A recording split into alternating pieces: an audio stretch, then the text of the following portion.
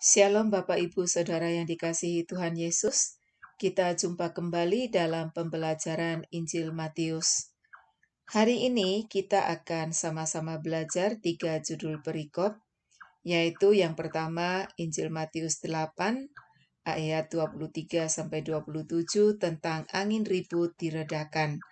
Lalu yang kedua Matius 8 ayat 28-34 tentang 2 orang yang kerasukan disembuhkan. Dan yang ketiga, Matius 9 ayat 1-8 tentang orang lumpuh disembuhkan. Baiklah, mari kita lihat satu persatu. Yang pertama dari Injil Matius pasal 8 ayat 23-27 tentang angin ribut diredakan. Peristiwa yang sangat terkenal tentang Yesus meredakan badai. Matius 8 ayat 23-27 ini paralel dengan Injil Markus pasal 4 ayat 35-41 dan Injil Lukas pasal 8 ayat 22-25. Saya harapkan ketika kita belajar satu perikop dalam Injil Matius, maka kita pun harus membaca paralelnya di Injil yang lain, agar kita mendapatkan gambaran yang lengkap. Karena Injil Matius, Markus, dan Lukas itu saling melengkapi. Dalam kisah Yesus meredakan badai, kita membaca bahwa Yesus yang mengajak murid-muridnya untuk bertolak ke seberang. Dalam perjalanan, mereka mengalami badai, dan murid-murid menjadi takut. Sementara itu, Yesus sedang tidur. Dalam ketakutan dan kepanikannya, murid-murid pun membangunkan Yesus. Yesus bangun dan mencela ketidakpercayaan serta ketakutan mereka, lalu menenangkan badai. Pembelajaran dari perikop ini adalah kehadiran Yesus bersama murid-murid bukan berarti mereka tidak akan mengalami masalah kehidupan. Tetapi kehadiran Yesus bersama mereka memberikan pertolongan saat menghadapi masalah, sehingga mereka tidak tenggelam dalam badai. Demikian pun dengan kita. Kehadiran Yesus dalam hidup kita jangan beranggapan bahwa kita bakal tidak akan mengalami persoalan kehidupan. Persoalan kehidupan menjadi bagian hidup yang tidak terpisahkan dari diri kita selama kita hidup dalam dunia ini.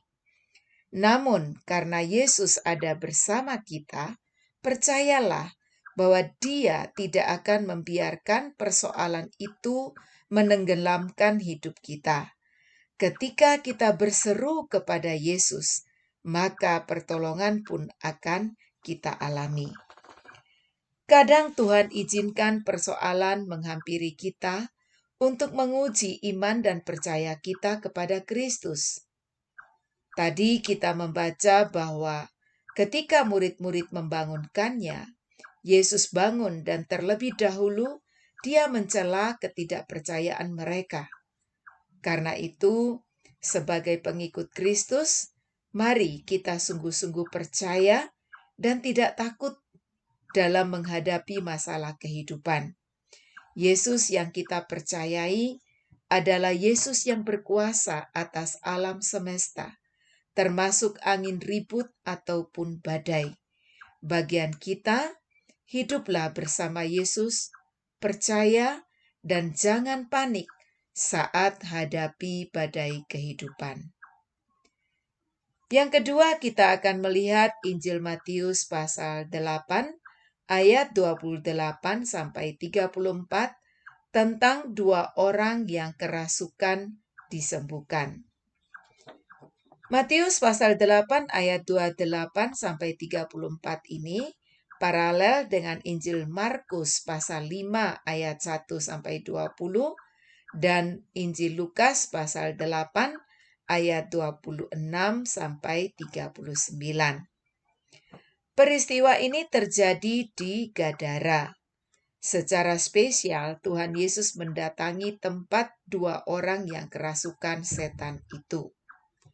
Memang ada perbedaan jumlah dalam Injil Markus dan Injil Lukas. Injil Matius menulis 2 orang, sedangkan Injil Markus dan Injil Lukas 1 orang. Mengapa demikian?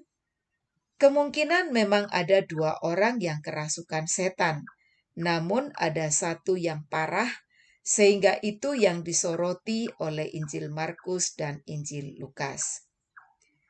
Reaksi orang Gadara atas peristiwa terlepasnya 2 orang yang kerasukan setan itu dari belenggu setan adalah mereka mendesak Yesus untuk segera meninggalkan daerah mereka.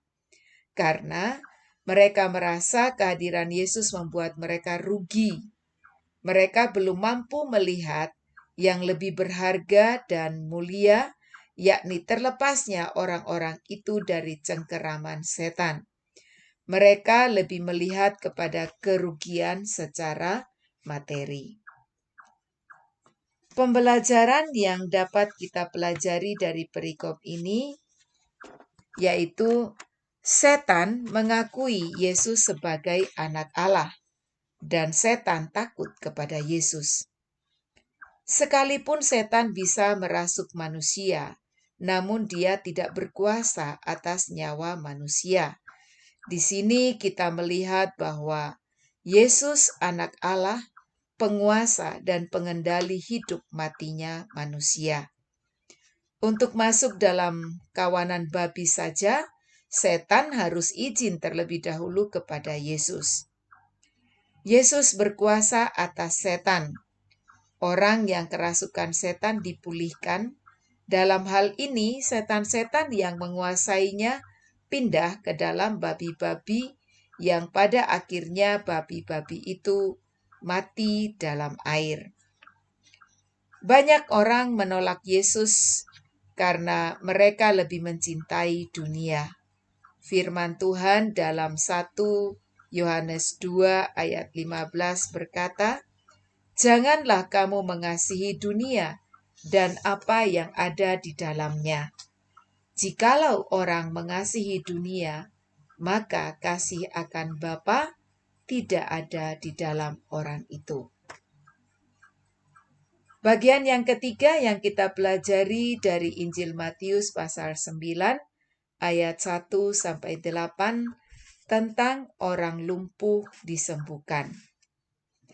Matius 9 ayat 1-8 paralel dengan Injil Markus pasal 2 ayat 1-12 dan Injil Lukas pasal 5 ayat 17-26. Jika kita membaca paralel dari Injil Matius pasal 9 ayat 1-8, kita akan mendapatkan cerita yang lengkap. Peristiwa ini terjadi di Kapernaum. Yesus banyak kali datang ke Kapernaum, makanya disebut ke kotanya sendiri. Ternyata si lumpuh dibawa oleh 4 orang yang berjuang sampai membuka atap rumah supaya si lumpuh bisa bertemu Yesus. Yesus melihat iman mereka. Di sini Yesus membuktikan keilahiannya. Jika kita bandingkan dengan Ibrani 11 ayat 6, di sana dikatakan, "Tetapi tanpa iman tidak mungkin orang berkenan kepada Allah. Sebab barang siapa berpaling kepada Allah, ia harus percaya bahwa Allah ada dan bahwa Allah memberi upah kepada orang yang sungguh-sungguh mencari Dia." Ada perkenanan Yesus bagi 4 pengusung dan si lumpuh. Yesus menghargai dan memberi upah pada iman mereka. Rupanya si lumpuh sakit karena dosa. Makanya Yesus berkata kepada si lumpuh, "Percayalah hai anakku, dosamu sudah diampuni." Ahli Taurat protes dalam hatinya, karena yang berhak untuk mengampuni dosa adalah Allah saja. Yesus adalah Allah yang Maha Tahu. Makanya dia menegur ahli-ahli Taurat itu, lalu menyembuhkan si lumpuh. Orang banyak pun memuliakan Allah karena mereka melihat kuasa yang besar yang telah menyembuhkan si lumpuh. Pembelajaran dari perikop ini, 4 orang yang mengusung si lumpuh mempunyai hati yang sepakat untuk kesembuhan temannya yang membutuhkan pertolongan Yesus. Kesepakatan mereka dibuktikan dengan usaha yang maksimal. Mereka tidak putus asa karena tidak ada celah, artinya orang terlalu banyak, bahkan tadi dikatakan depan pintu pun penuh. Sedangkan mereka mengusung si lumpuh dengan tilamnya.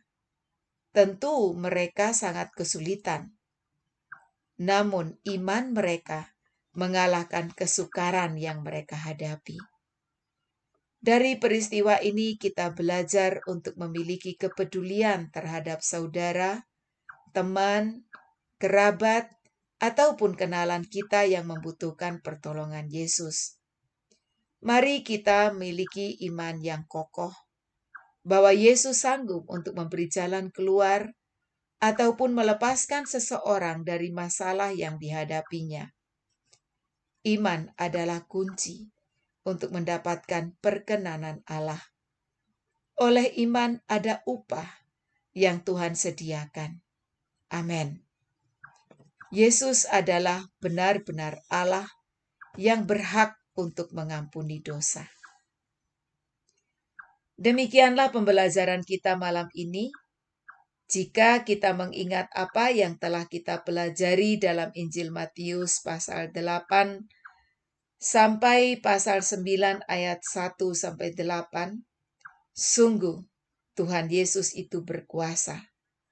Matius 8 ayat 1 sampai 17, di sana menyatakan tentang Yesus yang berkuasa atas sakit penyakit. Lalu di dalam Injil Matius 8 ayat 23 sampai 27, Yesus berkuasa atas alam semesta, termasuk angin ataupun badai. Dalam Injil Matius 8 ayat 28 sampai 34, Yesus berkuasa atas setan-setan. Dan di dalam Injil Matius 9 ayat 1 sampai 8, Yesus berkuasa atas dosa. Artinya berhak untuk mengampuni dosa karena Dia adalah Allah. Melihat semua ini, jangan pernah kita meragukan Yesus. Percayalah kepadanya, Dialah Allah, pengendali dan penguasa atas segala sesuatu. Amin. Untuk selanjutnya, sampai jumpa dalam diskusi atau tanya jawab di grup WhatsApp. Jangan lupa untuk baca Matius 8 ayat 23 sampai Matius pasal 9 ayat 8, termasuk paralelnya yang tertulis di dalam kurung dalam setiap perikop. Tuhan Yesus memberkati kita semuanya. Amin.